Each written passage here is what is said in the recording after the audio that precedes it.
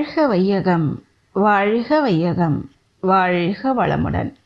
குரு வாழ்க, குருவே துணை. இப்போ நம்ம தலைமுறை பார்த்தோம்னா, நம்ம வீட்டில் அதிகபட்சம் 2 குழந்தை இருந்தால் அதுவே பெரிய விஷயம். நாமெல்லாம் இருந்தபோது நம்ம கூட பிறந்தவங்க 4 பேர் இருப்பாங்க. ஒரு சில வீட்டில் 6 பேர் கூட இருக்கிறாங்க அண்ணன் கூட பிறந்தவங்க. அதுவே நம்ம அப்பா அம்மா அவங்க அந்த தலைமுறையில் பார்க்கும்பொழுது எல்லா வீட்லேயுமே குறைஞ்சது 6 பேர் இருப்பாங்க. ஒரு சிலர் வீட்டில் பார்த்தோம்னா என் கூட பிறந்தவங்க 8 பேர் 10 பேரெல்லாம் சொல்கிறத நம்ம கேள்விப்பட்டிருக்கோம். நம்ம அப்பா தாத்தா அவங்கெல்லாம் சொல்லும் பொழுது அவ்வளோ பேர் இருப்பாங்க அந்த வீட்டில். ஆனால் அப்போது அந்த காலத்தில் கொஞ்ச நாள் கூட்டு குடும்பமாக இருந்திருப்பாங்க. நாள் ஆக ஆக அதன் பிறகு அவங்க எல்லாருமே தனியாக வந்திருப்பாங்க. அப்படி தனியாக வாழ்ந்தாலும் சரி, கூட்டு குடும்பமாக வாழ்ந்த போதும் ஒரு சிலர்களோட வாழ்க்கை நிலைன்றது ரொம்ப நல்லா இருக்கும். கொஞ்சம் அந்த வசதி வாய்ப்பு, வாழ்க்கை தரம் கொஞ்சம் நல்லபடியாக இருக்கும். அதே குடும்பத்தில் வேறு ஒரு சிலர் ஒரு மாடரேட் லெவல்லையும், ஒரு சிலர் ரொம்ப கஷ்டப்படுற மாதிரியும் இருக்கிறது பார்த்துருப்போம். நம்ம அப்பா அம்மா தலைமுறையிலையும் அதை நம்ம பார்த்துருக்கலாம். ஒரு சில அப்பா அம்மா அங்கே கூட பிறந்தவங்க 6 பேர் 7 பேர் இருக்கிறாங்க அப்படின்னு சொல்லும் பொழுது அவர்களில் ஒரு சிலர் ரொம்ப வசதியாக இருக்கிறதையும், ஒரு சிலர் ரொம்ப வறுமையில் இருக்கவங்களையும் பார்த்துருக்கேன் நான். அப்போது அந்த மாதிரி இருக்கும்பொழுது நான் மன்றத்துக்கு சேர்ந்த புதுசு. அப்போது நான் எந்த மன்றத்தில் சேர்ந்திருந்தேன்னா, அந்த மன்றத்துக்கு நம்ம புலவர் தியாகராஜன் ஐயா அவர்கள் வருகை புரிஞ்சிருந்தாங்க. அன்னைக்கு மன்றத்தில் நிறைய கூட்டம் இருந்துச்சு. தவம் எல்லாம் முடிஞ்ச பிறகு அன்பர்கள் அவங்களுக்கு என்னென்ன மாதிரியான ஐயங்கள்ல இருந்தாலும் நீங்கள் கேள்வி கேட்கலாம், உங்களுக்கான பதில் கொடுக்கப்படும் அப்படின்னு சொன்னாங்க. நான் சேர்ந்த புதுசு, எனக்கு அப்போ நிறைய விஷயங்கள்லாம் தெரியாது. ஆனால் இந்த ஒரு கேள்வி எனக்குள்ளே இருந்தது. ஏன் ஒரு சிலர் மட்டும் ரொம்ப ஒரே அப்பா அம்மாவுக்கு பிறந்த அப்போது அந்த பதிவுகள் பற்றின கிளாஸ் எல்லாம் அட்டன் பண்ணும்போது தாய் தந்தையோட பதிவு தானே பிள்ளைகளுக்கு வரும் அப்படின்றதெல்லாம் நான் கேள்விப்பட்டிருக்கேன். அதனால் எனக்கு அந்த கேள்வி இருந்துச்சு. நான் கேட்டேன், தாய் தந்தையோட பதிவு தான் பிள்ளைகளுக்கு வரும் அப்படின்னா, ஒரு தாய் தந்தையருக்கு 6-7 பிள்ளைகள் இருக்கும் பொழுது ஏன் ஒரு சிலர் நல்ல வசதியாகவும் அறிவுத்திறன் உடையவர்களாகவும் அறிவாட்சி திறன் நல்ல நிலையில் இருக்கவங்களாக இருக்கிறாங்க, ஒரு சிலர் வறுமையில் இருக்கிறாங்க, ஒரு சிலர் கோபம் பொறாமை அந்த மாதிரியான தீய குணங்களோடு இருக்கிறாங்களே, இந்த வித்தியாசம் ஏன் அப்படின்ற கேள்வியை நான் கேட்டேன். அப்போ எனக்கான பதிலை விளக்கம் கொடுத்தாரு, புலவர் ஐயா கொடுத்தாங்க. அப்போது கூட நம்ம முதுநிலை பேராசிரியர் மதிப்பிற்கும் மரியாதைக்கும் உரிய எல்லப்பன் ஐயா அவர்களும் இருந்தாங்க.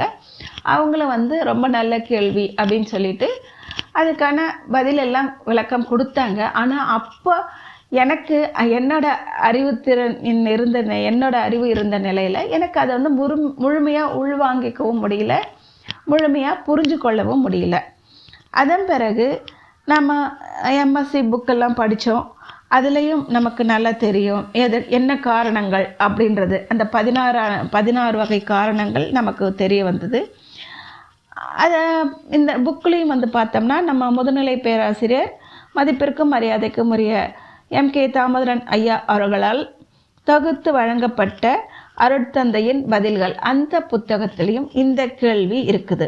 அந்த கேள்வியும் அதற்கான பதிலையும் இப்பொழுது நாம் பார்ப்போம். கேள்வி: சுவாமிஜி, ஒரு தாய் தந்தையருக்கு 3 குழந்தைகள் இருக்கின்றன. 3 குழந்தைகளும் 3 விதமாக இருக்க காரணம் என்ன? இதற்கான பதில்: இதில் ஒரு பெரிய விஞ்ஞான உண்மை புதைந்து இருக்கிறது. முதல் குழந்தை உருவாகும் பொழுது தாய் தந்தையரின் மனநிலை, வயது, உடல்நிலை, செல்வம், அறிவு இவர்களை பொறுத்தும் இப்பிரபஞ்சத்தில் அக்காலகட்டத்தில் கோள்களின் சஞ்சார நிலை, பஞ்சபூதங்களில் ஏற்படுகின்ற இரசாயன மாற்றம் இவற்றை பொறுத்தும் அக்குழந்தையின் உருவ அமைப்பு, குணம் முதலியன ஏற்படுகின்றன. பின் 3 அல்லது 4 வருடம் கழித்த பின்பு தாய் தந்தையரின் மனம், உடல், கோள்கள், பஞ்சபூதங்கள் இவற்றின் நிலையில் எத்தனையோ மாறுதல்கள் ஏற்பட்டு இருக்கும். இந்நிலைக்கு ஏற்றவாறு அடுத்த குழந்தையின் உருவ அமைப்பு, குணம் முதலியன வேறுபடும். எனவே இந்நிலையில் முதல் குழந்தைக்கும் அடுத்த குழந்தைக்கும் மாறுதல்கள் இருக்கத்தான் செய்யும். ஒரு மனிதன் வேறொரு மனிதனிடம் இருந்து கருவமைப்பு முதலிய 16 காரணங்களினால் வேறுபடுகின்றான். அவை கருவமைப்பு, உணவு வகை, காலம், தேசம், கல்வி, தொழில், அரசாங்கம், கலை, முயற்சி, பருவம், நட்பு, சந்தர்ப்பம், ஆராய்ச்சி, பழக்கம், வழக்கம், ஒழுக்கம் ஆகியவை. இவற்றிற்கேற்ப உருவ அமைப்பு, குணம், அறிவின் உயர்வு, கீர்த்தி, உடல் வலிவு, உடல் நலம் மற்றும் செல்வம் மனிதருக்கு உண்டாகும். மேற்கண்ட 16 காரணங்களால் ஒவ்வொருவருக்கும் தனித்தனியே அவ்வப்போது மேலே சொன்ன உருவமைப்பு முதலிய வேறுபாடுகள் வருகின்றன அப்படின்னு கொடுத்துருக்காங்க நம்ம சுவாமிஜி.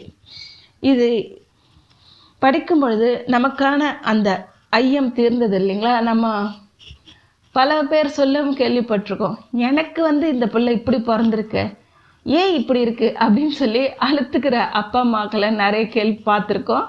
நம்ம காதில் விழும். ஏன், என்ன காரணம், அதற்கான மூலம் யார் அப்படின்றது எல்லாத்தையுமே நாம் சுவாமிஜியோட புக்கை படிக்கும்போது மிக தெளிவாக விளங்கி கொள்ள முடிகிறது. நன்றி. வாழ்க வளமுடன், வாழ்க வளமுடன், வாழ்க வளமுடன்.